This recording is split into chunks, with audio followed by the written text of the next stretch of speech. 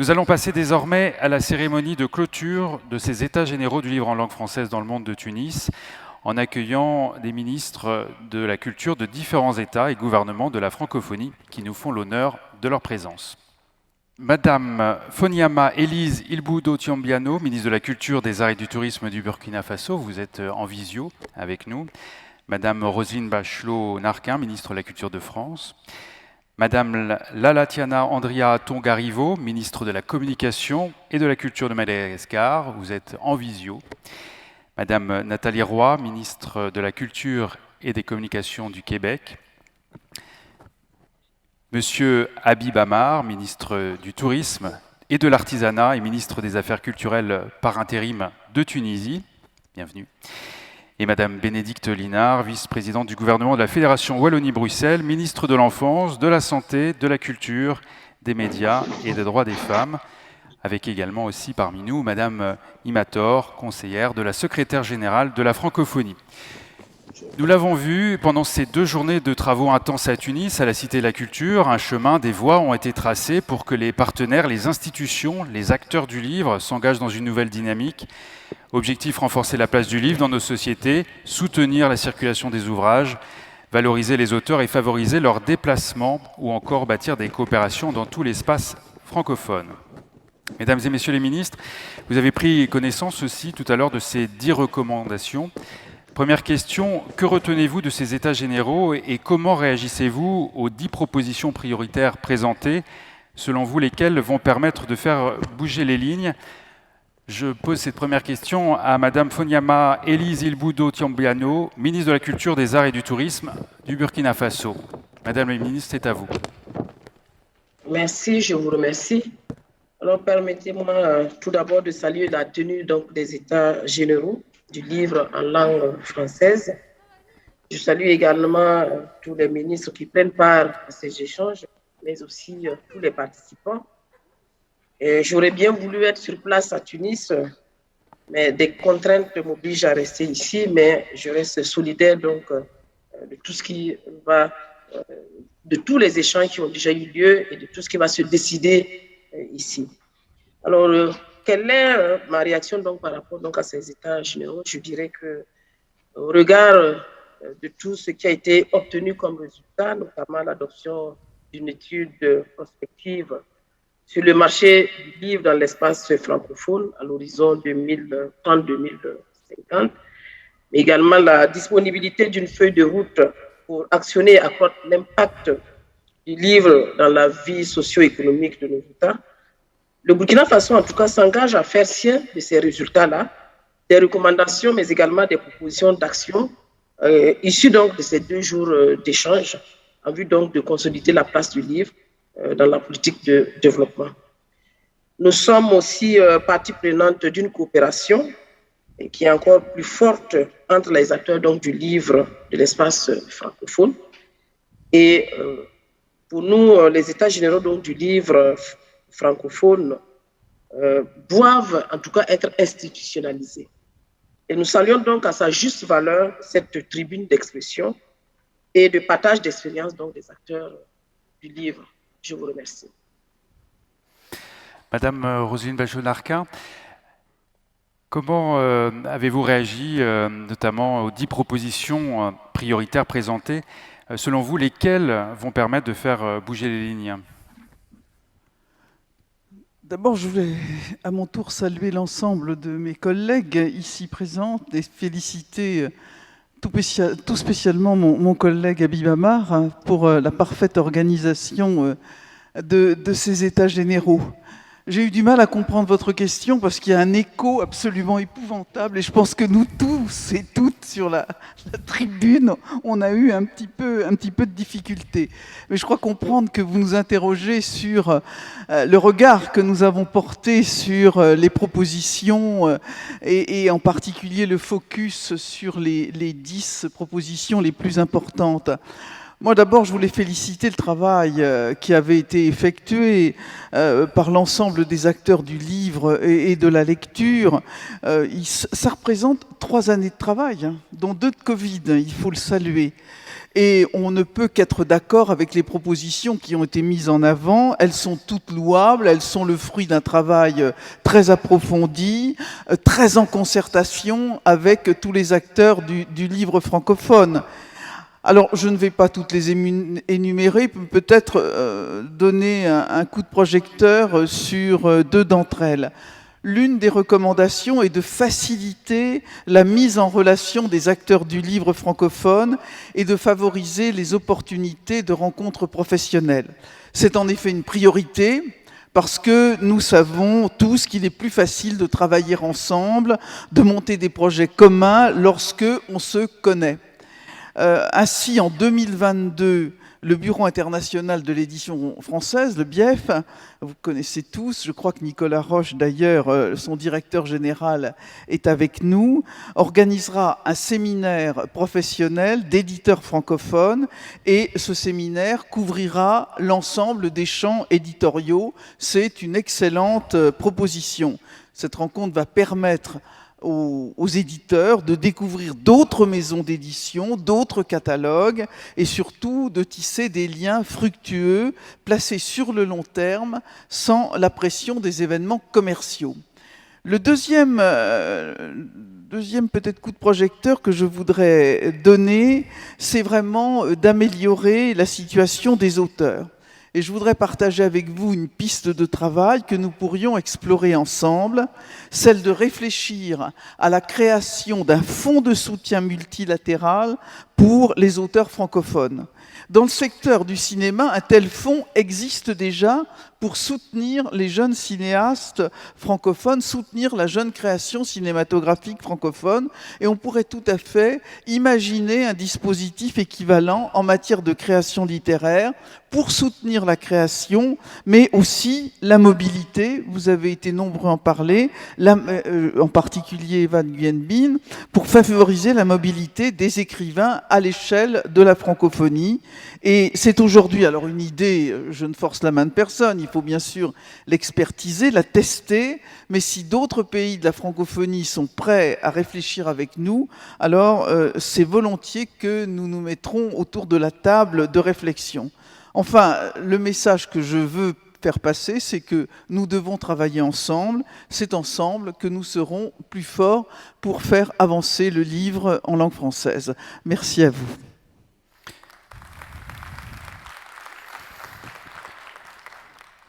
On prend la direction de Madagascar avec Madame Lalatiana Andriaton-Garivo, ministre de la Communication et de la Culture de Madagascar. Madame la ministre, que retenez-vous de ces états généraux et comment vous réagissez notamment aux 10 propositions, aux 10 recommandations qui ont pu être présentées tout à l'heure?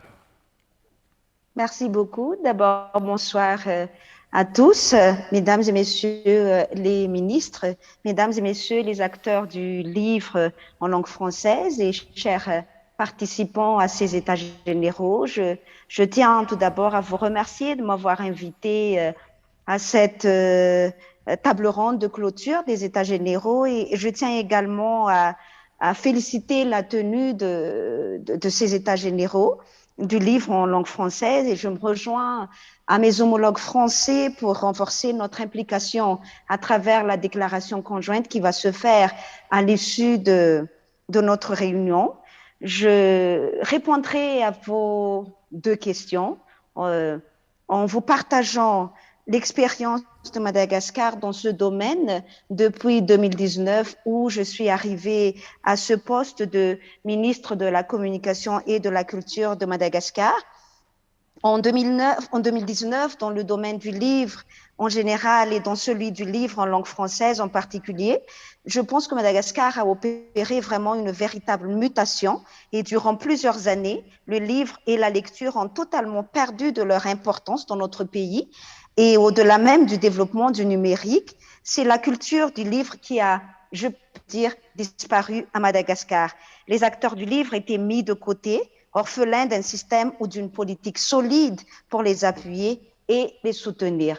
Donc, lorsque nous sommes arrivés dans ce département en 2019, nous avons alors lancé le défi de redonner un nouveau souffle à la lecture et remettre la culture du livre en malgache et en français, bien évidemment, au goût du jour, à travers le lancement d'une grande politique nationale du livre et la création d'une structure nationale de promotion de la gestion de la lecture et du livre, qui est la Bibliothèque nationale de Madagascar. Cette dernière était auparavant uniquement si je peux le dire, un bâtiment qui se trouve dans la capitale, mais depuis l'année 2019, c'est donc une grande structure nationale rattachée au ministère en charge de la culture. Et dans cette superstructure sont rattachés désormais les centres de lecture et d'animation culturelle dans les régions et dans les districts de tout le territoire de Madagascar, et en plus de ceux des maisons de la communication et de la culture que nous avons mises en place, que nous avons construites un peu à travers toutes les régions de Madagascar, dans toutes les régions de Madagascar, et dans lesquelles nous avons choisi de doter de bibliothèques et de bien équiper de livres, notamment en langue française et en langue malgache, ces bibliothèques-là. Donc, c'est pour vous dire l'importance que nous accordons aux résolutions et aux propositions qui ont été émises tout au long de ces États généraux. Je tiens aussi à préciser que nous avons mis en place depuis notre arrivée à la tête de ce département le programme de vulgarisation de la lecture qui s'appelle en malgache Ndau Hamakbook, qui veut dire « allons lire » tout simplement, qui a été lancé depuis le mois de mai 2019 et qui s'intensifie jusqu'à aujourd'hui. Le soutien aux différents acteurs de la chaîne du livre est également devenu une priorité pour Madagascar. La Bibliothèque nationale de Madagascar, en tant que bâtiment qui était auparavant, comme je l'ai dit, un endroit délabré et presque méconnu, a été réhabilité entièrement pour lui redonner la vraie place qu'elle doit occuper, celle d'un endroit connu de tous pour puiser du savoir, échanger des connaissances, déployer des pensées, se divertir, s'émouvoir entre les lignes, un endroit digne de son nom de Bibliothèque nationale. Donc, je tiens à préciser que des travaux ont été menés pour moderniser l'infrastructure, l'inventaire complet des livres dont dispose cette bibliothèque et des acquisitions pour lesquelles, d'ailleurs, je remercie l'ambassade de France à travers la coopération culturelle qui nous a vraiment doté de beaucoup de livres en français et également en malgache aussi pour pouvoir soutenir les acteurs de la chaîne du livre à Madagascar. Donc, je ne peux qu'être d'accord avec les propositions qui ont été émises tout au long de ces États généraux. Je pense que Madagascar est vraiment sur la bonne voie puisque nous coopérons également avec la bibliothèque de Saint-Denis-La Réunion et nous avons pu avoir des matériels de numérisation que nous a donné donc la bibliothèque de Saint-Denis. Nous sommes également en pleine discussion avec la Bibliothèque nationale de France pour pouvoir obtenir des livres en langue française pour enrichir la Bibliothèque nationale de Madagascar. Et je tiens finalement à préciser que la politique nationale culturelle que nous venons d'adopter et que le président de la République de Madagascar vient de promulguer en tant que loi n'a pas laissé en reste les acteurs du livre à chaque étape de la chaîne du livre. Donc la prochaine étape, le prochain engagement du ministère de la Communication et de la Culture de la République de Madagascar consiste en la création d'une branche de la Bibliothèque nationale de Madagascar dans chacune des régions de l'île, ce qui permettra de toucher tous les acteurs de chaque région de Madagascar. Donc, je terminerai en disant tout simplement qu'une politique de promotion des auteurs malgaches en langue malgache, bien évidemment, mais aussi en langue française, a été initiée à travers le programme Un mois, un auteur, que nous avons initié depuis l'année dernière, durant lequel un auteur est mis en lumière au niveau national pendant un mois. Donc, je félicite encore une fois et je ne peux que me réjouir de la suite des États généraux et de la concrétisation des propositions qui ont été émises au cours de notre réunion. Je vous remercie. Merci Madame la Ministre. Nous partons au Québec, retrouver Madame Nathalie Roy, ministre de la Culture et des Communications du Québec. Que retenez-vous, Madame la Ministre, de ces États généraux et comment réagissez-vous notamment aux 10 propositions prioritaires qui ont été présentées ? Oui, la question est claire. Alors d'abord, permettez-moi de saluer tous les gens qui sont assis là-bas à Tunis. Je suis en direct de Montréal, mais je veux particulièrement saluer les ministres, vous dire bonjour à vous toutes et vous tous, et permettez-moi de saluer également les participants. Il y a quelques participants du Québec qui sont avec vous en personne à Tunis, donc souligner la présence de la délégation du Québec qui est à vos côtés. Ces propositions, vous l'avez dit, il y en a 10. Elles sont très intéressantes, mais plus particulièrement, je serai très directe, on apprécie tout particulièrement les propositions 1, 3, 6 et 7. Le gouvernement du Québec adhère particulièrement à la proposition 1, à l'effet d'inciter et d'accompagner les États dans la mise en œuvre de politiques publiques du livre et de la lecture et à mettre en place des lieux d'échange en vue de stimuler et de fédérer les actions autour du livre et de la lecture. Le soutien des États et gouvernements au milieu du livre et de l'édition est crucial en termes d'appui financier et de politique publique intégrée. Et il est du devoir des gouvernements de protéger ce secteur des industries culturelles francophones, industries qui constituent d'importants leviers aussi pour la relance économique. Et c'est ce que nous faisons, j'ouvre une petite parenthèse ici, au Québec. Nous soutenons toute la chaîne du livre. Pour nous, c'est extrêmement important. Nous avons d'ailleurs fait récemment des investissements, parce que ce sont des investissements, acheter des livres pour l'achat de livres en bibliothèque publique et également en bibliothèque scolaire, des sommes records. De plus, nous devrions conserver, nous croyons, un lieu d'échange entre nos États et gouvernements sur ces enjeux. Les États généraux constituent une première, mais nous devrions peut-être poursuivre cette initiative qui nous aidera à renforcer nos réseaux et à partager les innovations qui émergent aux quatre coins de la francophonie. C'était pour la proposition numéro 1. Pour la proposition 3, faire de la jeunesse une cible prioritaire des politiques publiques du livre et de la lecture à toutes les échelles et renforcer le rôle de l'école pour développer une culture du livre, c'est absolument crucial. Nous y croyons. Vous savez, vous en avez parlé, comme les premières années de vie d'un enfant constituent un moment propice au développement du goût de la lecture chez l'enfant.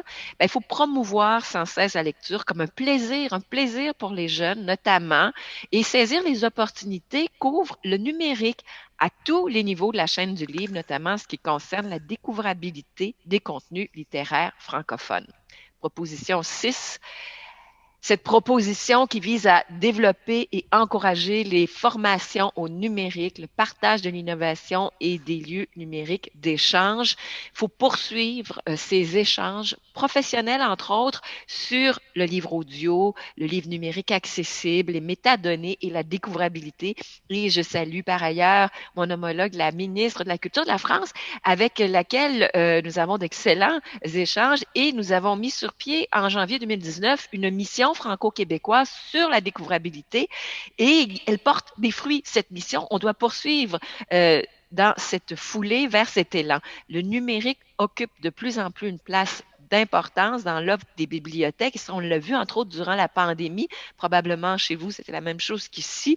Les gens ont eu soif de livres, de culture et ils sont allés via le numérique pour entrer dans les bibliothèques. Donc, la formation, tant des professionnels que des citoyens, elle est primordiale pour permettre une appropriation du numérique et aussi en faciliter l'utilisation et la découverte. Et je terminerai en vous disant que la proposition 7, faire en sorte que les littératures nationales soient bien présentes sur leur propre marché national, tout en leur donnant les moyens d'être découvertes à l'extérieur de leurs frontières. On adhère à cette proposition qui vise à ouvrir les opportunités du marché français à tous les acteurs francophones. Et ça m'apparaît et ça nous apparaît au Québec totalement important pour établir une plus grande réciprocité dans les échanges. Alors voilà où nous logeons. Merci, Madame la Ministre. Monsieur Habib Amar, ministre du Tourisme, de l'Artisanat et ministre des Affaires culturelles par intérim de Tunisie. Monsieur le ministre, que retenez-vous de ces États généraux de Tunis ? Pardon, que retenez-vous de ces États généraux de Tunis ? Parmi les 10 recommandations, est-ce que certaines vous paraissent plus prioritaires que d'autres ? Merci. Tout d'abord, je voudrais dire qu'on est très content ici en Tunisie de recevoir tout ce beau monde, mes collègues, mais aussi tous ces experts, pour débattre de l'état du livre et l'état du livre en français dans le monde. Et je rappelle que c'est un événement qui se situe donc en amont du sommet de la francophonie de Djerba, donc qui va se tenir ici en Tunisie et qui sera présidé par la Tunisie et qui se tiendra à Djerba. Donc quoi de mieux que commencer pour parler de ce sommet futur à travers le livre francophone. Maintenant, en ce qui concerne la question que vous venez de poser, sur les 10 recommandations qui sont sorties, je pense que nous sommes tout à fait d'accord avec toutes les 10. Maintenant, j'ai quand même une petite remarque au sujet de l'application. Souvent, il faut vraiment mettre en sorte les mécanismes qu'il faut pour que ces recommandations puissent être davantage affinées afin qu'elles soient de véritables politiques qu'on puisse mettre en application directement. Ça reste des lignes directrices sur lesquelles on est tous d'accord, d'après ce que on a écouté comme intervention, mais je pense qu'il est très important de mettre un comité de suivi, comme ça a été proposé, pour affiner davantage les différentes propositions et les mettre sous forme d'actions immédiatement réalisables. Maintenant, peut-être une petite remarque, j'aurais peut-être souhaité voir un point sur l'accessibilité à la lecture et aux livres francophones pour les malvoyants, ou bien pour les personnes à mobilité réduite, ou bien les personnes ayant un handicap. Donc il peut y avoir c'est-à-dire des actions qui soient spécifiques à cette catégorie de personnes. Et donc voilà, essentiellement, maintenant je voudrais dire quand même quelques mots sur la Tunisie, notre expérience en matière de développement du libre. Dès le lendemain de l'indépendance, nous avons mis une politique de démocratisation de la culture. Et le livre, la démocratisation du livre a été un des points essentiels pour démocratiser la culture. Donc tout un programme a été fait avec des bibliothèques, un grand réseau de bibliothèques, plus de 400 dans la Tunisie aujourd'hui. Et puis aujourd'hui, ces bibliothèques-là sont fournies chaque année, annuellement, renforcées par les pouvoirs publics, donc par le budget de l'État, en livres arabes, mais aussi dans d'autres langues et francophones également. Donc ça d'une part, mais également je voudrais encore rappeler que la Tunisie est productrice de livres en français. Donc nous avons beaucoup de gens qui écrivent en français, mais aussi nous avons un Institut national de la traduction qui travaille pour traduire même les réalisations qui sont faites en arabe, dans d'autres langues, et y compris le français. Donc voilà, c'est quelques éléments que je voulais apporter. Peut-être j'aurais mettre quelque chose pour les malvoyants, parce que c'est un des programmes sur lesquels nous sommes en train de travailler. Également, je voudrais peut-être faire une dernière remarque, en fait, qui est essentielle. C'est comment remettre les jeunes à la lecture. Parce que comme tous les pays du monde, on est en train de voir ici en Tunisie, que notre jeunesse a plus de facilité à s'informer à travers d'autres, par le numérique notamment. On comprend bien que c'est un train qu'on ne peut pas arrêter, mais il faut quand même faire en sorte que le livre garde sa place, sa noblesse, mais aussi, il faudrait aussi suivre cette tendance à la numérisation à travers le développement de l'e-book ou de l'audiobook, par exemple. Voilà les quelques notes que je vous ai apportées en plus aux 10 propositions qui ont été formulées. Voilà, je vous remercie. Merci, Monsieur le Ministre. Merci.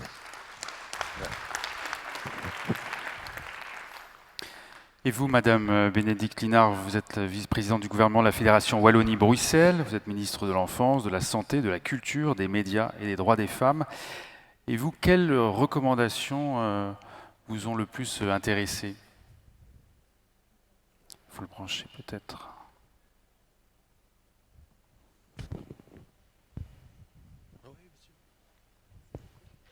Voilà, ce sera mieux comme ça. D'abord, bonjour à toutes et à tous, en tout cas ceux que je n'ai pas encore rencontrés. Je voudrais commencer par dire que je me réjouis de la tenue de ces états généraux. C'était une gageure, mais c'est bien la preuve que quand les énergies se fédèrent, on éloigne l'impossible. Et donc, ces états généraux ont bien lieu, on peut s'en réjouir. Je me réjouis aussi des 10 propositions, parce qu'elles sont la preuve d'une volonté commune, toutes les personnes qui sont dans la salle, mais aussi celles qui nous suivent de loin, de soutenir en fait l'entièreté de la chaîne du livre. En Fédération Wallonie-Bruxelles, je l'évoquais ce midi dans cette même salle, nous avons un chantier, le chantier du contrat de filière, qui est en fait totalement en phase avec les recommandations qui sont sur la table aujourd'hui. Ce contrat de filière, en fait, c'est une fédération des uns et des autres autour d'une stratégie concertée, tant avec le secteur qu'entre politiques aux différents niveaux de pouvoir, et autour d'objectifs communs, pour soutenir clairement tout le secteur du livre. Ce chantier est en cours depuis un certain temps et petit à petit, on arrive à la finalisation de ce chantier. Tout ça, évidemment, au service d'une économie durable du livre. Alors, ces états généraux, on a pu faire des constats, on a pu, et c'était très riche, avoir d'énormes échanges, des échanges de pratiques. On a pu entendre toutes sortes de propositions qui ont été mises sur la table. Mais pour ma part, je considère que ces états généraux, ce n'est qu'un début. C'est le début, en fait, de l'aventure qu'on doit poursuivre. Et je rejoins les propos qui ont été mis sur la table, de dire que maintenant, il faut traduire dans des propositions concrètes, dans des mesures concrètes, les recommandations qui, effectivement, sont très générales. Et donc, c'est en ce sens que les états généraux ne sont qu'un début. Ils ne prendront tout leur sens que lorsqu'on aura pu décliner concrètement les différentes mesures. Je vais revenir sur une des thématiques, mais en l'élargissant un petit peu. Quelque chose qui me tient particulièrement à cœur, c'est la question de la démocratisation de l'accès à la lecture et aux livres. On a partagé ici pendant 2 jours différentes réalités en fonction qu'on soit dans tel ou tel territoire, mais je pense qu'on a un enjeu commun qui a été partagé entre les uns et les autres, c'est de se dire on doit aujourd'hui se permettre ou mettre notre énergie à ouvrir toutes les portes d'entrée possibles vers la lecture ou vers le livre.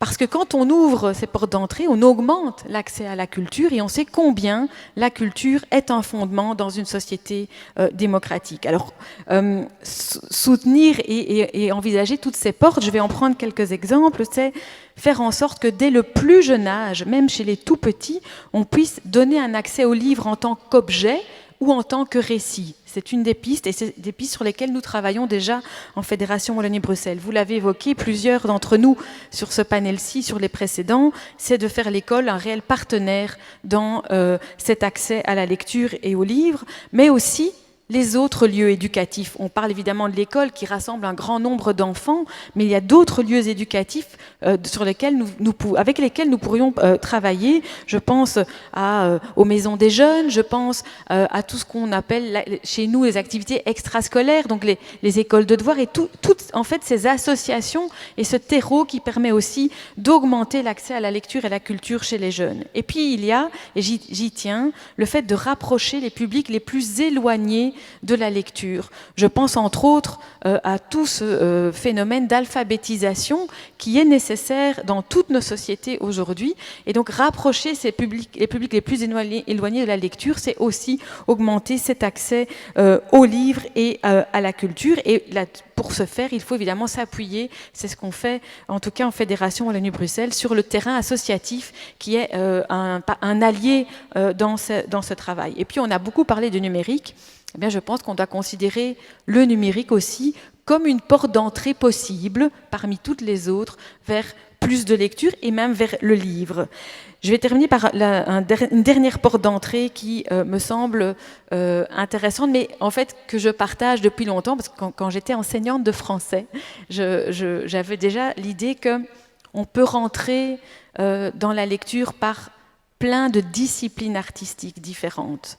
Et donc, on doit se permettre et on doit soutenir toutes les disciplines artistiques qui permettent à un moment donné de lire quelque chose, et ce quelque chose deviendra après une porte d'entrée vers un autre type de lecture. Je pense à la littérature jeunesse, je pense à la bande dessinée, je pense au manga, je pense même au slam qui à un moment donné est de l'écriture qui mène à de la poésie. Toutes ces portes d'entrée, toutes ces disciplines artistiques sont fondamentales comme porte d'entrée pour la jeunesse vers la lecture et vers le livre. Et alors je vais rajouter un dernier élément, puisque j'ai beaucoup évoqué toutes ces pistes, entre autres pour lutter contre les inégalités sociales au sein d'une société. Démocratiser l'accès, c'est réduire les inégalités sociales et c'est donc renforcer notre démocratie. Mais je sors de l'atelier qui concernait justement la bande dessinée. Et je voudrais faire une petite incise en rappelant que dans le monde du livre aussi, comme dans le monde de la culture, il y a encore du travail pour donner de la place aux femmes, aux autrices, aux éditrices, à toutes ces femmes qui en fait ont tout autant de place que les hommes dans le monde du livre. Je vous remercie. Merci Madame la Ministre. Madame Imator, conseillère de la secrétaire générale de la francophonie, on s'interroge effectivement sur ces états généraux. Comment vous avez réagi avec ces 10 propositions, 10 recommandations ?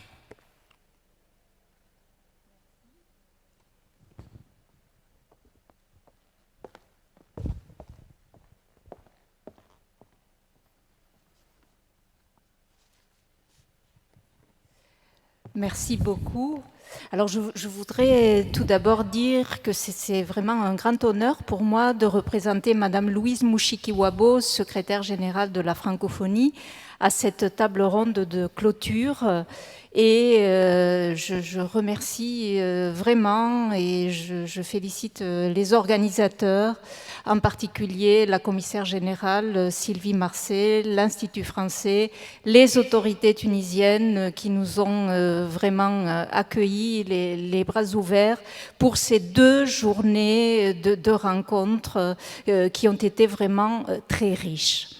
Alors, l'Organisation internationale de la francophonie, l'OIF, forte de ses 88 États et gouvernements membres, même si au fil du temps elle a évolué vers une organisation plus politique, est restée fidèle à sa vocation première qui était celle d'une agence de coopération culturelle et technique, comme l'a rappelé Madame Louise Mushikiwabo lors de l'ouverture de ces États généraux.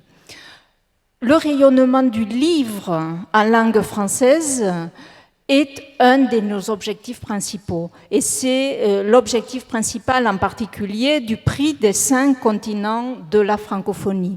Et d'ailleurs, plusieurs des lauréats de ce prix ont mis en évidence hier l'occasion unique qu'il avait représentée pour la circulation de leurs œuvres.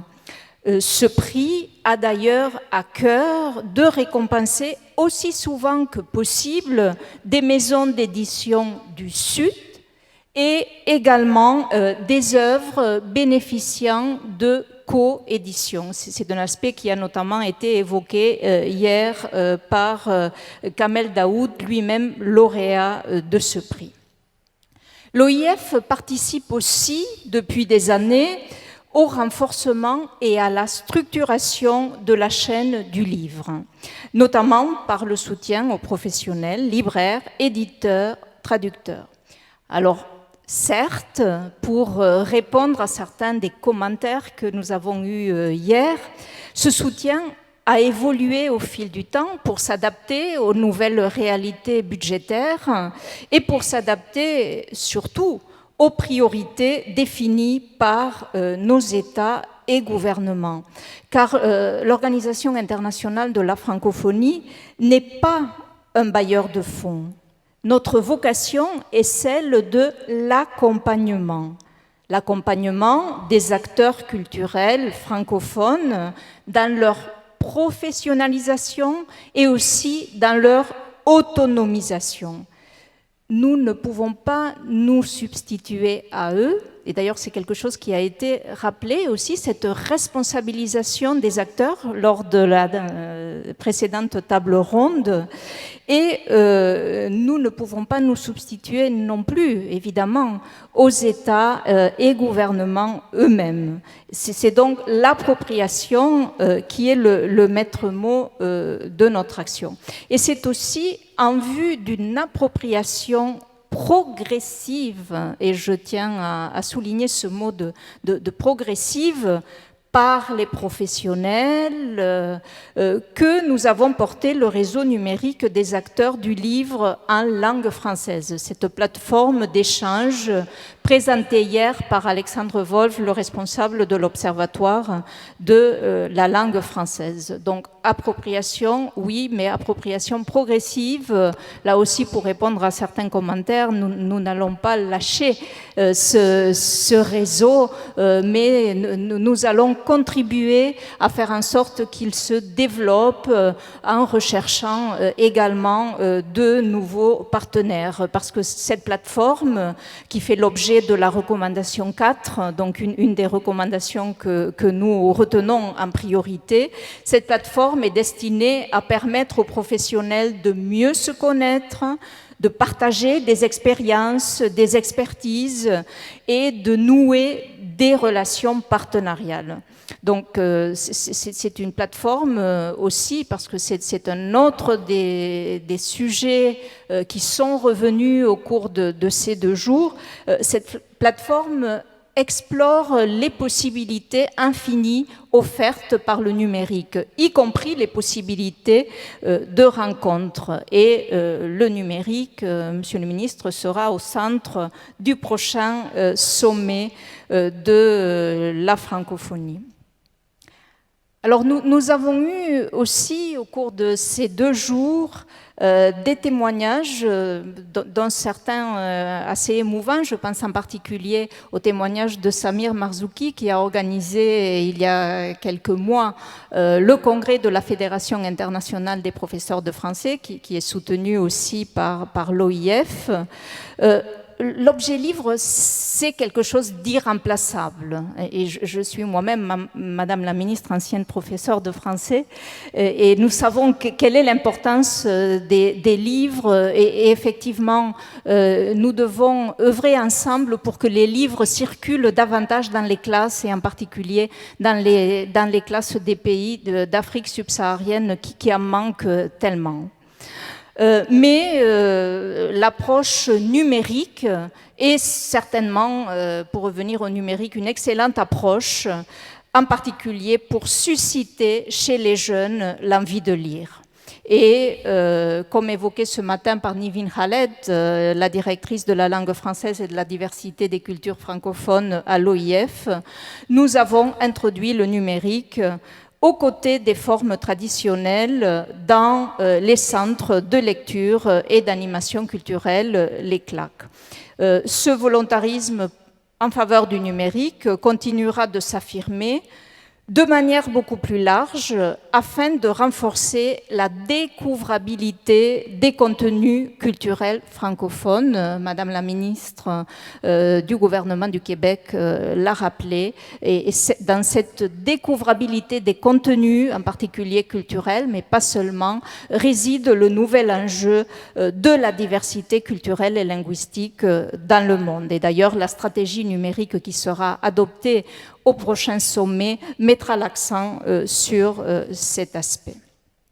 Mais bien sûr, et c'est par là que je souhaiterais terminer, en tant qu'organisation multilatérale, nous faisons nôtre plus particulièrement la première des recommandations, celle qui est relative aux politiques nationales. Et ces états généraux du livre en langue française ont clairement mis à jour la nécessité de renforcer les politiques nationales de lecture publique, de les orienter plus particulièrement vers les jeunes qui sont aussi le public cible de ces 320 centres de lecture et d'animation culturelle, les CLAC, répartis sur 23 pays Madagascar a parlé de ces centres, Madame la ministre de Madagascar, vous en avez parlé, et ces centres deviennent au fil des ans des biens vraiment des collectivités locales. Donc ces 2 journées de réflexion ont aussi encouragé l'OIF à poursuivre l'accompagnement de ces États dans ce domaine si important de la lecture publique. Et enfin, je voudrais, même si ce n'est pas une proposition qui a été retenue parmi les 10 recommandations finales, je voudrais parler aussi de la traduction, un sujet que vous avez abordé également, monsieur le ministre, parce que le livre, évidemment, est un formidable vecteur de transmission des connaissances et des savoirs les plus divers dans cette langue de partage qu'est la langue française. Mais c'est une langue qui doit entretenir des rapports de bon voisinage. C'est une expression que j'ai entendue aussi hier au cours des débats. Une relation de bon voisinage avec toutes les autres langues de cet espace de diversité linguistique qu'est la francophonie. Le partenariat entre les langues, vous le savez, est un des principes fondateurs aussi de notre organisation. Et nous avons aussi donc beaucoup entendu parler de traduction pendant ces 2 jours, et je tiens là aussi, pour finir, à reprendre les propos de Madame la secrétaire générale, rappelant que les traducteurs sont aussi des acteurs très importants de la chaîne du livre. Ils sont des acteurs très importants du dialogue entre les langues, et nous entendons poursuivre notre soutien à ces professionnels qui, le temps d'une lecture, nous permettent d'habiter librement, sans formalité ni visa, notre espace linguistique et culturel. Car hier, on a dit que lire Balzac en arabe, c'était ça aussi la francophonie. Et on peut dire aussi aujourd'hui que lire Iman Mersal, l'autrice qui a écrit le roman qu'a traduit le lauréat du prix Ibn Khaldoun Senghor de traduction, lire Iman Mersal en français, c'est aussi la francophonie. Je vous remercie. Merci. Nous avons encore vraiment quelques minutes pour... je vais vous poser encore une dernière question. On va tout de suite au Burkina Faso. Concrètement, en tant que ministre du pays ou du gouvernement que vous représentez, comment est-ce que vous comptez vous engager au développement de l'industrie du livre de langue française dans votre pays? Madame Foniamia Élise Ibou-Do Tiombiano. Vous avez une minute. Oui, je vous entends, merci. Alors, il faut dire déjà que Burkina Faso, il y a quand même des mesures qui sont prises pour soutenir en tout cas le rayonnement du livre en langue française. Et à ce titre-là, je voudrais citer les mesures politiques, mais également les mesures réglementaires. Alors, pour ce qui est des mesures politiques, depuis 2012, il y a eu la mise en place de la Direction générale du livre et de la lecture publique, qui a pour mission principale la mise en œuvre d'une politique nationale, la culture en matière de livres, de lecture publique, mais également de promotion littéraire. Et pour cela, pour appuyer cela, nous avons un certain nombre de directions qui ont été mises en place pour le soutenir. Et par exemple, nous avons la direction du livre et du développement éditorial. Et cette direction coordonne et suit les actions des acteurs du livre sur le terrain et soutient également l'édition. Nous avons aussi la direction du Centre national de lecture d'animation culturelle qui assure la promotion, la lecture publique et également l'animation culturelle. Et enfin, nous avons la direction de la Bibliothèque nationale qui veille, elle, à la sauvegarde du patrimoine documentaire, au respect du dépôt légal, mais également à la promotion du patrimoine littéraire national. Et quant aux mesures réglementaires, nous avons l'adoption d'une mesure nationale de développement du livre. Nous avons également la promotion et la coopération en matière du livre et de la lecture publique. Et à ce titre-là, je voudrais remercier l'UIF, la coopération française et autres, parce que nous avons quand même bénéficié du projet ressources éducatives et à ce niveau, nous avons pu avoir en tout cas une valeur de 350 millions qui a permis en tout cas de renforcer les capacités et de développer et puis renforcer en tout cas les capacités opérationnelles des enseignants des écoles en animation autour donc du livre.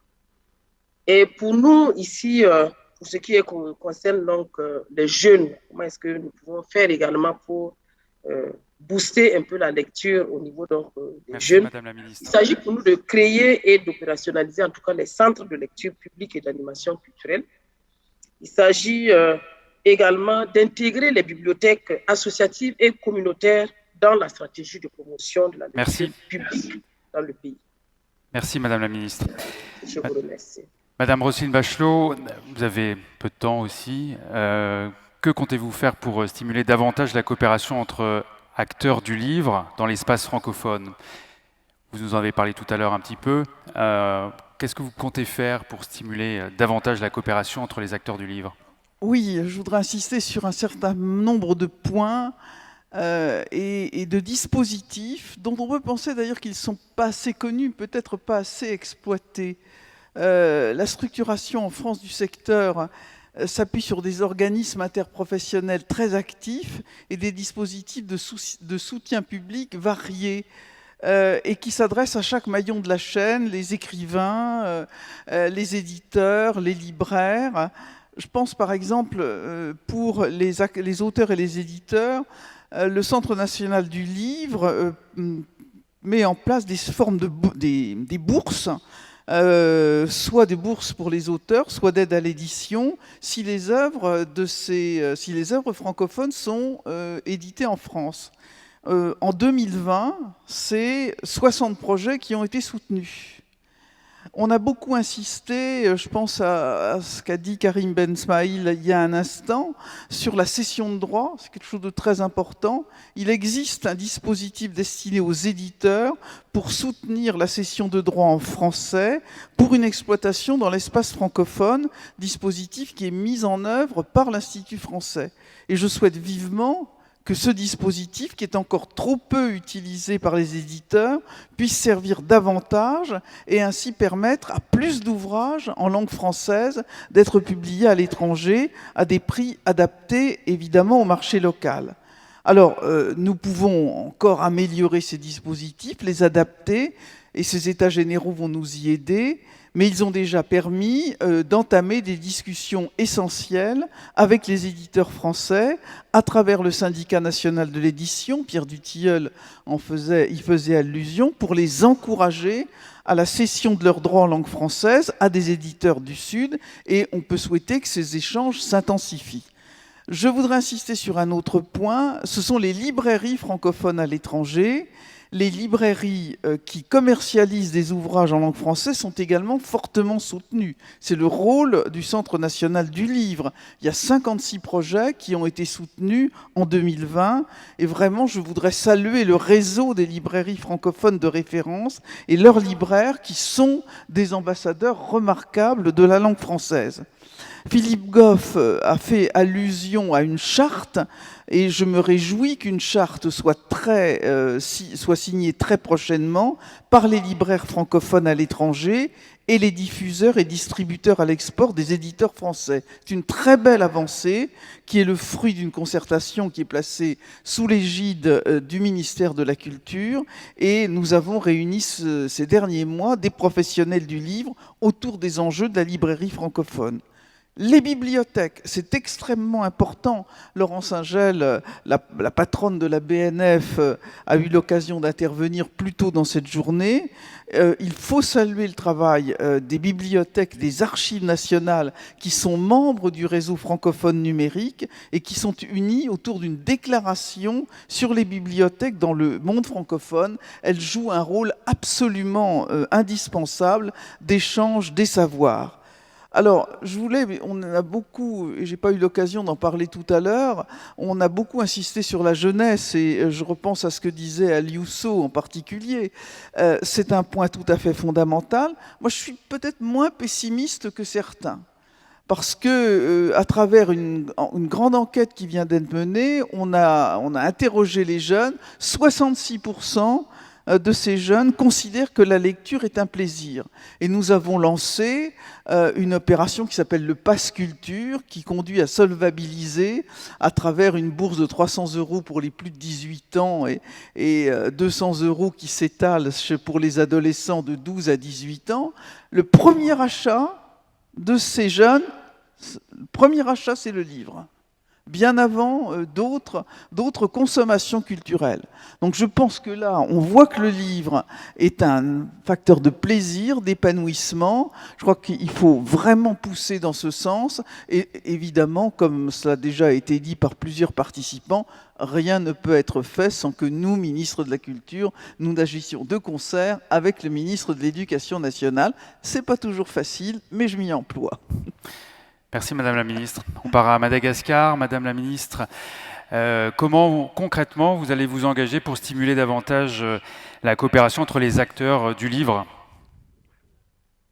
Merci beaucoup pour la question. Je vais essayer de répondre très vite, mais je tiens quand même à préciser en toute humilité que s'il y a un secteur dans lequel le ministère actuel en charge de la communication et de la culture à Madagascar s'est investi, c'est bien dans le secteur du livre et dans le renforcement de toute la chaîne du livre à Madagascar. Comment comptons-nous nous engager davantage dans la grande politique que j'ai évoquée tout à l'heure pour pouvoir mieux promouvoir la chaîne du livre et la lecture publique à Madagascar? Je pense que nous avons déjà commencé avec les efforts titanesques qui ont été initiés depuis 2019.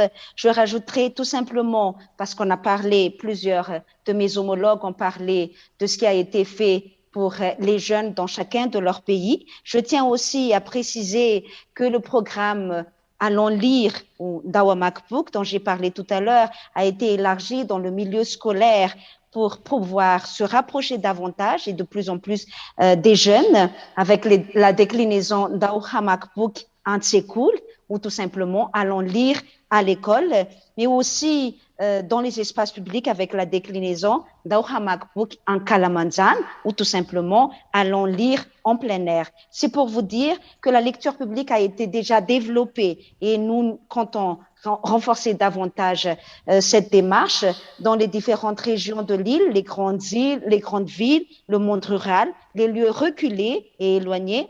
Mais l'objectif, c'est que le livre se rapproche le plus possible de la population, surtout pour avoir la pertinence de la grande politique que nous avons initiée dans la situation actuelle où le numérique se développe vraiment à grands pas. Toute la chaîne du livre a été intégrée dans la grande politique que j'ai évoquée tout à l'heure, allant de l'inspiration de l'auteur jusqu'à la lecture par le lecteur lambda. Et un budget spécial a été mis de côté pour soutenir ces différents acteurs du livre. Et puis, je terminerai tout simplement en disant que notre ministère, par le biais de la Bibliothèque nationale de Madagascar, s'est engagé également dans le cadre du projet Ressources éducatives. Et jusqu'ici, le projet Ressources éducatives nous a permis de renforcer les compétences des acteurs de la chaîne du livre à travers les formations pour les maisons d'édition et des formations aussi sur la médiation du livre et des résidences d'auteurs au sein de la Bibliothèque nationale de Madagascar. C'est pour vous dire à quel point le livre et la lecture publique comptent dans la politique culturelle nationale initiée par le ministère de la Communication et de la Culture actuelle, mais c'est aussi pour vous dire quelle est l'importance et la place grandissante que nous accordons à la lecture publique à Madagascar. Merci. Merci Madame la Ministre. Madame Nathalie Roy, au Québec, et vous concrètement, comment vous comptez vous engager pour contribuer au développement de l'industrie du livre, de langue française dans votre pays? Qu'est-ce que vous allez faire pour stimuler davantage la coopération entre les acteurs du livre francophone? Ah, on ne vous entend pas encore. Madame la Ministre. Pardonnez-moi, mon micro. Alors voilà, je disais que je pense que nous gagnons tous à coopérer, peu importe le sujet, mais particulièrement en ce qui a trait à la culture et à la langue française. Et vous allez me permettre de vous dire que d'entrée de jeu, vraiment, j'appuie la proposition de la ministre Bachelot-Narquin à l'effet de mettre sur pied un fonds pour aider la mobilité des auteurs francophones. On trouve ça très intéressant, je vous le dis d'entrée de jeu. Par ailleurs, au Québec, ce que nous faisons pour aider cette fameuse réalité qu'est la littérature française, ben c'est pas compliqué. On aide toute la chaîne du livre à partir de l'auteur jusqu'aux librairies agréées que nous soutenons, en passant par les bibliothèques scolaires et également les bibliothèques municipales. Donc, c'est un écosystème fragile, mais nous croyons au Québec que nous devons absolument soutenir toute la chaîne, tous les acteurs, si nous voulons avoir cette production littéraire, ce contenu littéraire, ces histoires qui nous ressemblent, qui nous font du bien et qui sont éminemment exportables et qui rejoignent le cœur de toutes les communautés francophones et même, je dirais, bien au-delà, d'où tout à l'heure on parlait de traduction. Je pense qu'il est très important de traduire en langue française les auteurs qui ne sont pas nécessairement de chez nous, mais également que nos œuvres soient traduites parce qu'elles sont universelles. Quand elles parlent de l'humain, elles sont universelles, ces œuvres. Par ailleurs, et je terminerai là-dessus, j'entendais tout à l'heure la ministre de Wallonie-Bruxelles, la ministre de la Culture, nous parler du slam. Juste une petite parenthèse pour vous dire que c'est de l'écriture. Nous appelons ça le rap français au Québec. Et juste pour vous dire qu'une des sociétés d'État dont je suis responsable, Télé-Québec, a mis sur pied une émission qui s'appelle La fin des faibles. Et ce sont des jeunes, des ados qui écrivent du rap en français. Et ça, c'est une traduction d'une série anglophone, The End of the Week. Et ça fonctionne de feu. Alors, le rap en français, c'est possible. C'est de l'écriture. Ce sont des textes. Et je terminerai en vous disant, vive la francophonie et la lecture. Voilà. Merci. Le message est entendu. Monsieur Habib Amar, monsieur le ministre, et vous, comment vous vous engagez? Vous avez très peu de temps également, parce que le temps court, le temps presse. En ce qui me concerne, je ne vais pas être exhaustif, mais en tout cas 2 points sur lesquels peut-être il faudrait engager des réflexions. Tout d'abord au niveau du prix du livre. Le prix reste élevé. Donc pour les livres qui sont en arabe déjà, et même pour les livres qui sont dans d'autres langues, donc, y compris les livres en français, restent élevés. Peut-être trouver un mécanisme qui puisse réduire le prix des livres, surtout quand ils s'adressent aux jeunes. Bon, nous avons déjà des mécanismes qui font des compensations, c'est-à-dire pour le papier, mais peut-être qu'il faudra mener une réflexion sur comment trouver des fonds pour subventionner les livres, surtout ceux qui s'adressent aux jeunes, pour leur donner plus cette envie de lire, parce que ça se développe durant la jeunesse. Deuxièmement, peut-être également mener une réflexion avec le ministère de l'Éducation nationale pour remettre certains programmes qui n'existent plus dans nos cursus scolaires, surtout dans les écoles de bas âge, dans les premières années, tels que la lecture et les résumés, et, faire un livre par semaine au moins, habituer l'enfant à... Donc c'est ce genre de programme pédagogique qu'il faudrait peut-être bien discuter avec l'Éducation nationale. Voilà 2 réflexions sur lesquelles je pense qu'il pourrait aider à remettre le livre à la place qui est la sienne. Merci, voilà, monsieur le ministre. Je vous remercie. Et vous, madame Bénédicte Linard, madame la ministre? Je vais être très bref parce que j'ai eu le luxe de pouvoir répondre à cette question en long et en large dans la journée. Mais donc, je voudrais mettre le focus sur un aspect, c'est qu'en Fédération Wallonie-Bruxelles, donc en Belgique francophone, nous travaillons déjà depuis plusieurs années en synergie tant entre le politique qu'avec les représentants du secteur. On a évoqué le PILEN tout à l'heure, qui est un vrai partenariat avec toute la chaîne du livre, tant public que privé, mais aussi il y a d'autres partenariats qui existent. Et donc, je pense que si on veut réussir la transformation en matière de politique de lecture publique ou de soutien au livre, il faut poursuivre dans la voie des partenariats. Et un exemple, ce partenariat a permis d'être extrêmement réactif pendant la crise sanitaire et a permis par exemple de lancer la dynamique Lisez-vous le Belge à l'époque, qui a été non seulement bénéfique au secteur, puisque ça a permis de soutenir les professionnels, mais aussi à l'accès à la culture et à la lecture pour les publics qui étaient confinés. Donc je ne vais pas aller plus loin, mais cette logique de concertation et de partenariat me semble essentielle entre le secteur et le politique. Merci Madame la Ministre. Madame Imator, vous avez très peu de temps pour répondre à la question que je vous avais posée tout à l'heure. Donc que faire pour stimuler davantage la coopération entre acteurs du livre francophone et comment concrètement vous vous engagez aussi en tant que représentante aussi de l'Organisation internationale de la francophonie?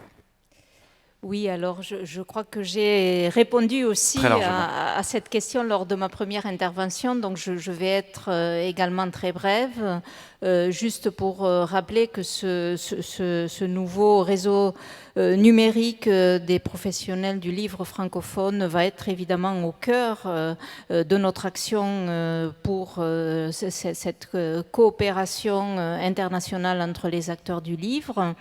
Et il y a un autre grand projet qui a été évoqué par Madame la Ministre Bachelot et dont je voudrais parler aussi très rapidement, c'est ce réseau numérique francophone qui est le réseau des bibliothèques nationales, un réseau qui est actuellement présidé par la Bibliothèque nationale de France, que nous soutenons, que nous allons continuer à soutenir, et nous allons examiner la possibilité de travailler plus particulièrement à la formation, à la numérisation, puisque ça correspond à nos priorités, et en particulier à notre programme qui s'appelle Déclic, qui est un programme de formation aux différents métiers du numérique. Voilà, merci, je madame. ne vais pas m'étendre plus longtemps. Merci beaucoup. Merci à vous, les ministres qui étaient représentés à Madagascar, à Québec et puis au Burkina Faso. Merci à vous. Voilà, je vais désormais demander à Madame Roselyne Bachelot-Narquin, ministre de la Culture de France, et à Monsieur Habib Amar, ministre du Tourisme, de l'Artisanat et ministre des Affaires culturelles par intérim de Tunisie, de bien vouloir s'adresser à nous à l'occasion de cette cérémonie de clôture des États généraux du livre en langue française.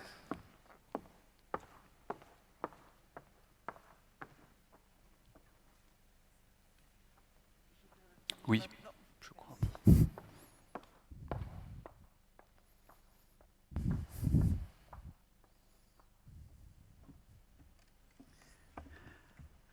Chers tous, chers collègues, mesdames et messieurs les ministres, chers amis, nous voilà donc au terme de 2 jours d'échanges, de rencontres, de débats qui ont été, je le sais, très intenses, et les échanges que nous venons d'avoir en témoignent.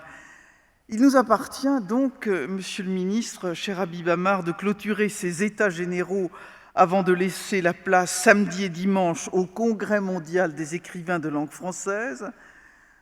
Pour conclure les États généraux, je souhaite, au nom d'Emmanuel Macron, président de la République française, qui a voulu faire de ces États généraux une des actions de son plan pour la langue française et le plurilinguisme, je veux donc remercier les 800 professionnels, acteurs du livre, institutions, représentants de la francophonie qui ont contribué à ces travaux. Je voudrais bien sûr également remercier Sylvie Marcet, commissaire générale des États généraux, ainsi que l'Institut français et sa présidente, Evan Nguyen-Binh, pour tout le travail accompli au cours de ces 3 dernières années. Durant 2 jours, vous avez abordé beaucoup de sujets autour du livre en langue française, mais il n'est pas prévu d'en rester là. Ces rencontres constituent un moment inaugural pour nous engager ensemble dans une nouvelle dynamique en nous appuyant sur les propositions concrètes que vous avez élaborées. Aussi, pour prolonger le travail accompli, je propose que se réunissent à l'avenir, de façon régulière, les directeurs du livre et de la lecture des ministères de la culture des pays de la francophonie. Nous avons beaucoup à partager. nos bonnes pratiques, nos expériences, nos difficultés pour faire face aux défis que nous cherchons tous à relever. Celui de permettre l'accès du plus grand nombre à la lecture et aux livres au sein de nos pays respectifs, nous fédérer, nous rencontrer, tout cela nous rendra plus forts. Il y a quelques mois, le président de la République annonçait que la lecture serait en France une grande cause nationale pour l'année à venir. Le président a ainsi rappelé que la lecture est l'une des bases de la citoyenneté, puisqu'elle permet de développer la capacité d'émancipation, de se relier aux autres et de créer une communauté nationale à travers des valeurs communes. Au sein de la francophonie, la lecture a le même pouvoir, celui de nous réunir autour de valeurs partagées, l'ouverture au monde, la pensée critique, ou encore la liberté de créer et de penser, la solidarité enfin. Je lance donc cette idée d'une reprise de flambeau par un autre pays francophone qui pourrait à son tour faire de la lecture une grande cause nationale et passer ainsi à nouveau le flambeau l'année suivante à un autre pays, créant ainsi un lien unique entre nous. Si cette idée prospérait, sachez que la France sera prête à partager son expérience. Enfin, avec vous, Monsieur le ministre, cher Habib Amar, nous proposons, aux côtés des ministres de 7 autres pays de la francophonie, de clôturer ces États généraux par une déclaration commune. Ce texte, que vous pourrez lire dans un instant, nous permet de nous rassembler autour de principes et d'engagements visant à favoriser une meilleure circulation des œuvres francophones et un accès du plus grand nombre aux livres et à la lecture à l'échelle de la francophonie. Cette déclaration reste ouverte à la signature d'autres États de l'espace francophone dans la perspective du sommet des chefs d'État et de gouvernement de la francophonie qui se tiendra à Djerba fin novembre. La Tunisie est à l'honneur, cher Habib. Un ralliement du plus grand nombre aux principes énoncés par cette déclaration créerait une nouvelle dynamique en faveur du livre en langue française.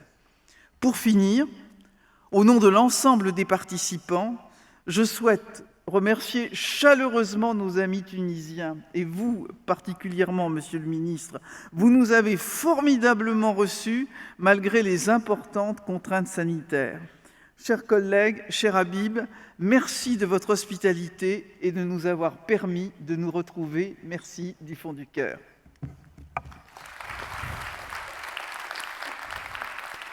Merci Madame la Ministre. Monsieur le Ministre.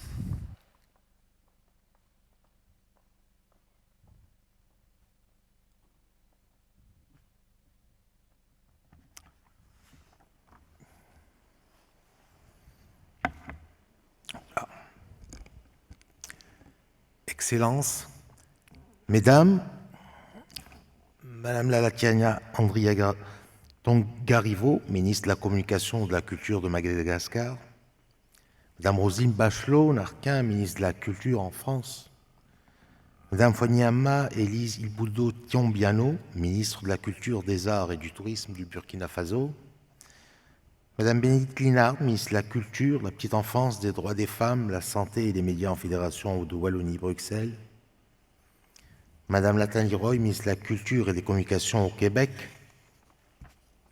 Madame Immator, conseillère à la secrétaire générale de la francophonie, Mesdames, Messieurs, la tenue des États généraux du livre en langue française en amont du sommet de la francophonie est un événement de la plus grande importance. En mettant en contact tous les acteurs du monde du livre et en mobilisant de hautes compétences parmi les professionnels de l'édition et de la diffusion, mais aussi parmi les décideurs administratifs et politiques, les créateurs et les auteurs, ces États généraux auront grandement contribué à mieux circonscrire les difficultés et à proposer des solutions que les politiques de culture et du livre pourront concrétiser sous forme d'initiatives et de lois pour la promotion du secteur et son rayonnement.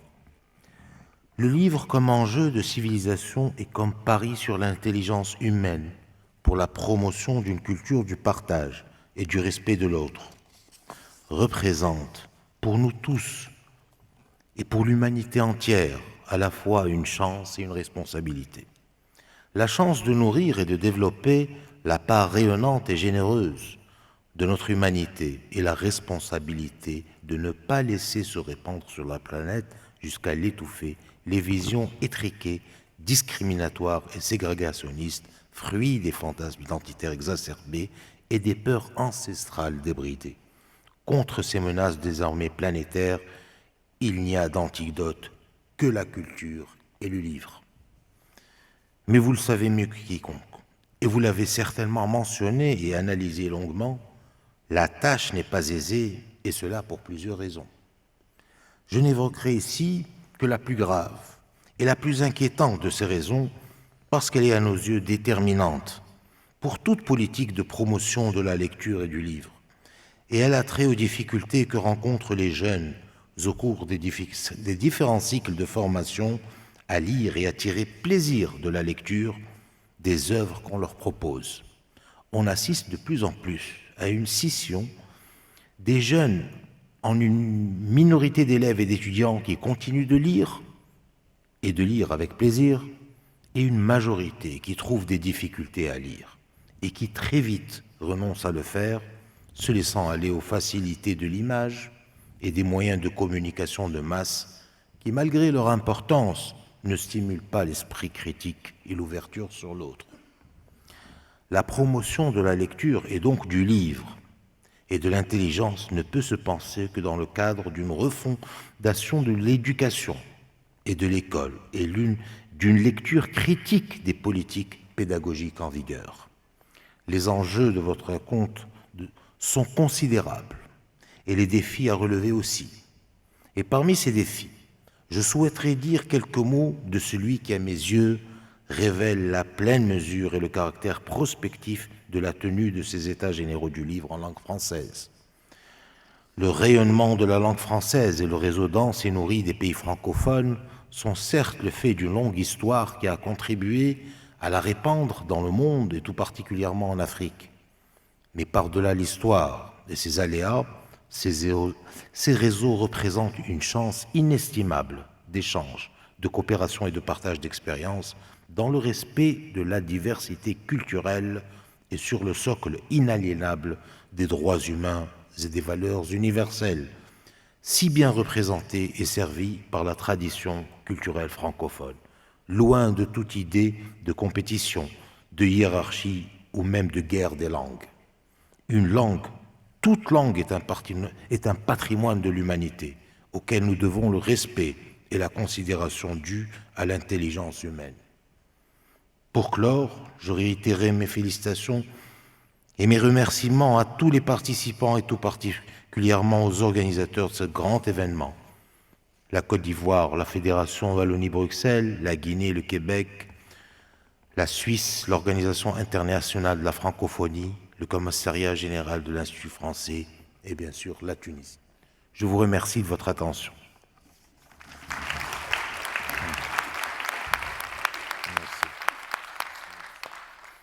Merci, Monsieur le Ministre.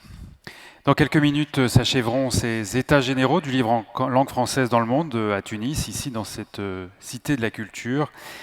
Et je vais vous inviter dans quelques instants à prendre connaissance de la déclaration commune qui va être lue à deux voix.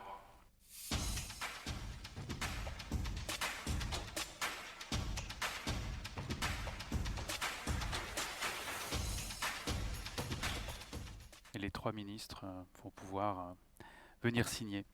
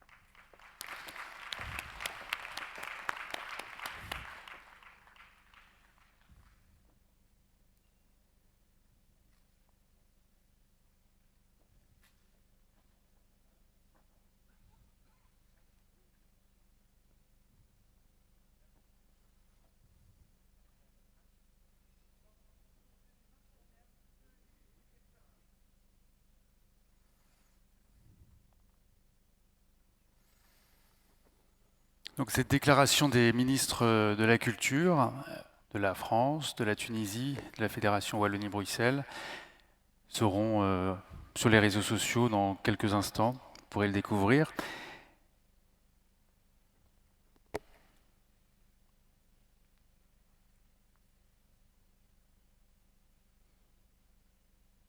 Merci mesdames les ministres, merci monsieur le ministre, et merci à vous tous qui nous avez suivis aussi sur les réseaux sociaux.